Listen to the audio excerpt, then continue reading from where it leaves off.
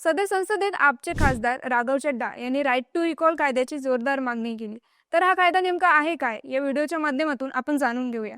सोप्या भाषेत सांगायचं तर जसं जनतेला आपला नेता निवडण्याचा अधिकार असतो, तसंच राईट टू रिकॉल म्हणजे पदावरून हटवण्याचा अधिकार आहे. सध्या महाराष्ट्र, मध्य प्रदेश, छत्तीसगड, राजस्थान आणि बिहार या राज्यात ग्रामपंचायत स्तरावर हे काही प्रमाणामध्ये अवेलेबल आहे. प्रत्येक राज्यानुसार यात वेगळे बदल आहेत. निवडून दिलेले लोकप्रतिनिधी म्हणजेच आमदार, खासदार किंवा सरपंच आपलं काम नीट करत नसतील किंवा लोकांच्या अपेक्षा पूर्ण करत नसेल, तर त्यांना त्यांचा कार्यकाळ संपण्या अगोदर पदावरून काढू शकतात. यासाठी संघातील एकूण मतदारापैकी किमान 33 ते 50% मतदारांनी लेखी मागणी जिल्हा प्रशासनाकडे करावी लागते. नंतर त्या प्रतिनिधीला पदावरून हटवण्यासाठी पुन्हा मतदान घेतलं जातं.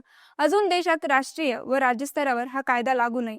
या मागचं कारण म्हणजे राजकीय विरोधक याचा गैरवापर करू शकतात आणि वारंवार निवडणुका घेणं सरकारी तिजोरीवर ओझं पाडू शकतं.